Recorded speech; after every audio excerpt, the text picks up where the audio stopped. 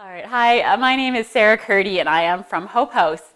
I have been living in Calgary for the past 11 years now, but I've spent a lot of my adult life traveling around the globe. I have visited 40 countries around the world, and I've studied a bit about like international community development. And in all of my travels, I have seen a lot of poverty. I have seen a lot of issues surrounding women and different things. And I grew up in Vancouver, and I always knew that there were problems in Canada too, but I was so concerned on a global scale. That's how I spent a lot of my time trying to help others around the world. And as I've been in Calgary, I just learned more about the situation here, and we started looking into human trafficking, which is a global problem.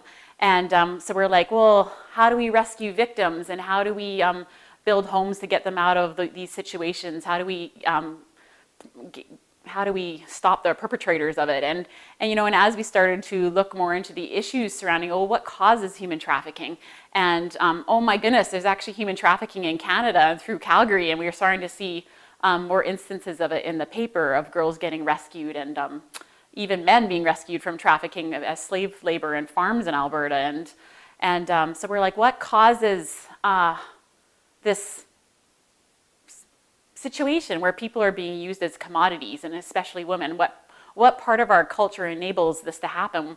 Why do people think that it's their right to use other people for their own gain or for their own pleasure? And so we started to looking into that, and started to look more into what's the situations in Calgary. And as I begin to explore, I learned about some great organizations that are working in the city.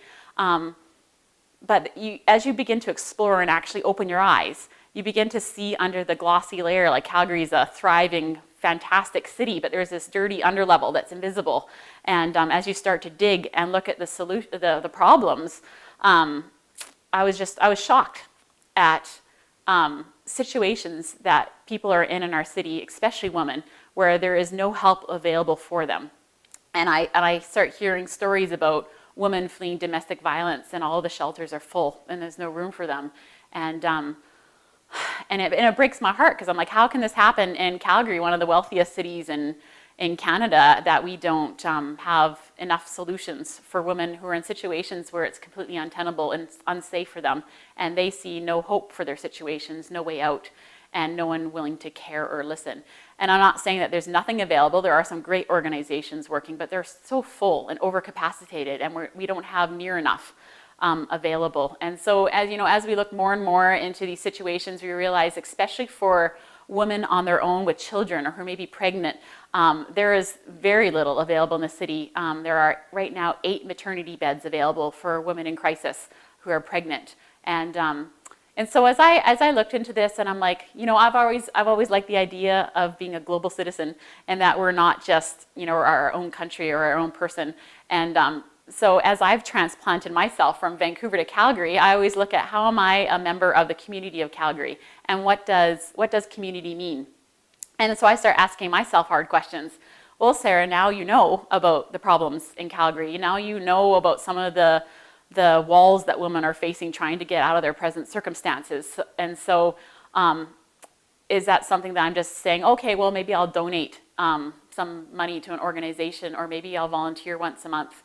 Or am I willing to be a part of a solution? And to me, it's a way that you look at community.